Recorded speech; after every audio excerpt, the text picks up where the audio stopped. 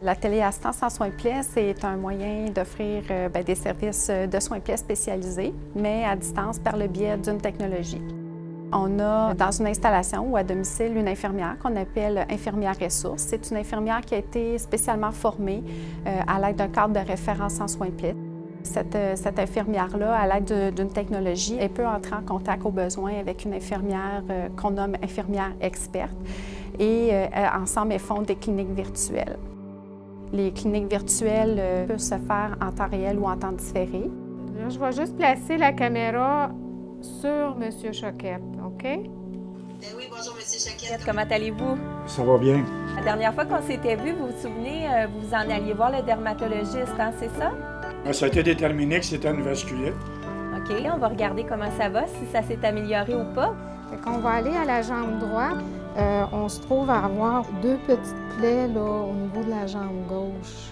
La téléassistance en soins plaies se passe entre les infirmières ressources et les infirmières expertes.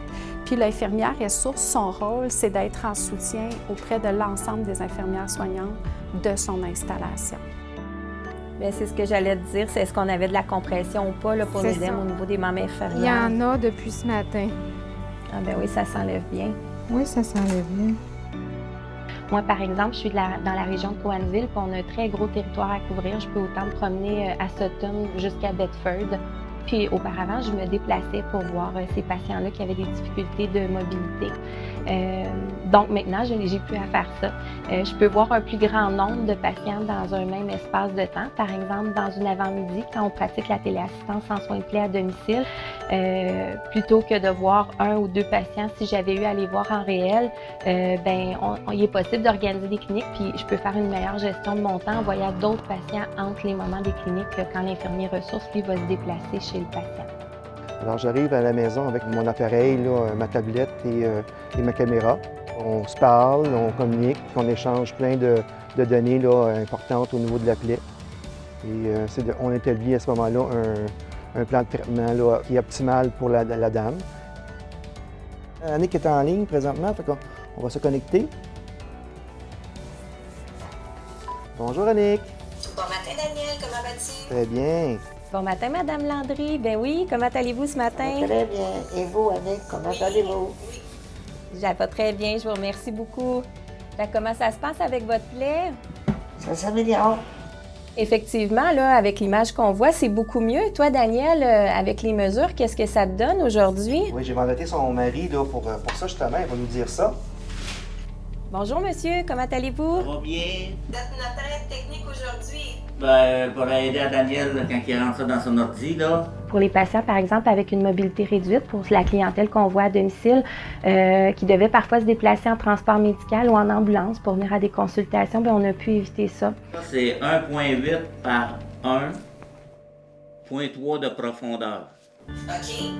Dans le cadre de la téléassistance, avec l'approche de l'infirmière experte, avec l'infirmière ressource, qu'on appelle une approche réflexive, l'infirmière experte amène l'infirmière ressource à vraiment améliorer sa capacité évaluative et sa capacité justement à déterminer le plan de traitement en lui posant différentes questions pour l'amener, elle, à cheminer dans l'acquisition de connaissances puis le développement de compétences. Avec moi, j'ai un Aquacel Phone, là, 21 par 21.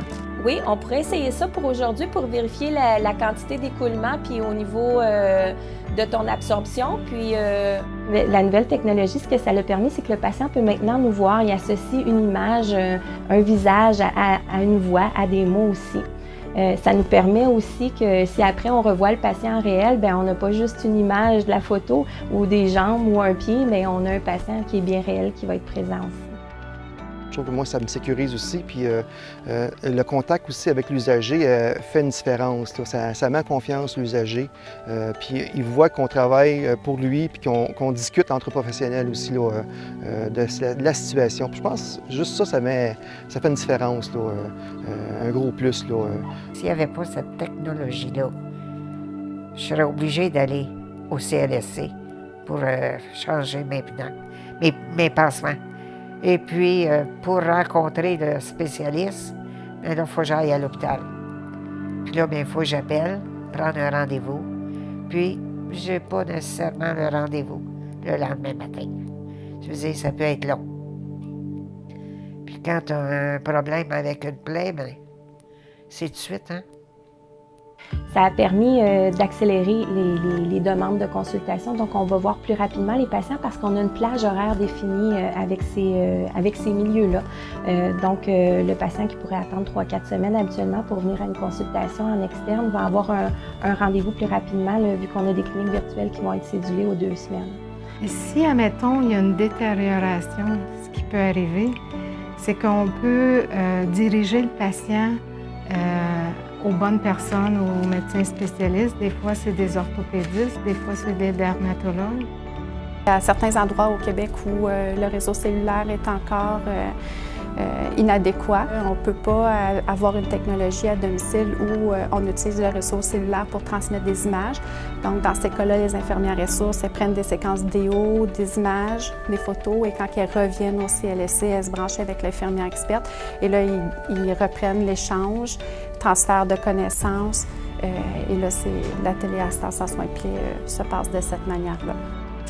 Le programme REACT, pour moi, je suis un bon baromètre parce que je suis pas très technologique.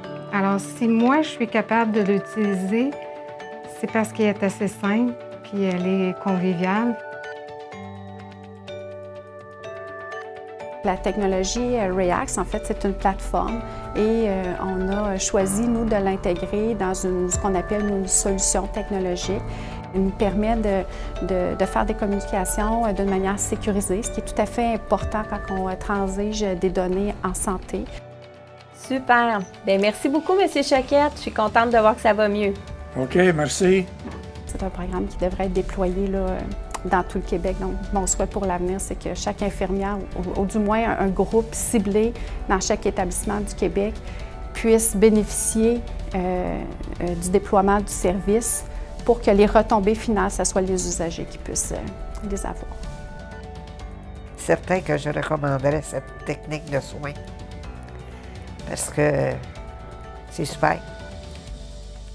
Cette technologie-là répond à un besoin parce que ça décharge les hôpitaux. Puis les patients peuvent retourner à la maison. Ils peuvent dormir, puis ça diminue aussi les infections nosocomiales que les patients peuvent contracter lorsqu'ils sont hospitalisés. Fait que de pouvoir suivre, faire un suivi de plaie, puis le patient est à la maison, bien, c'est merveilleux. C'est l'idéal.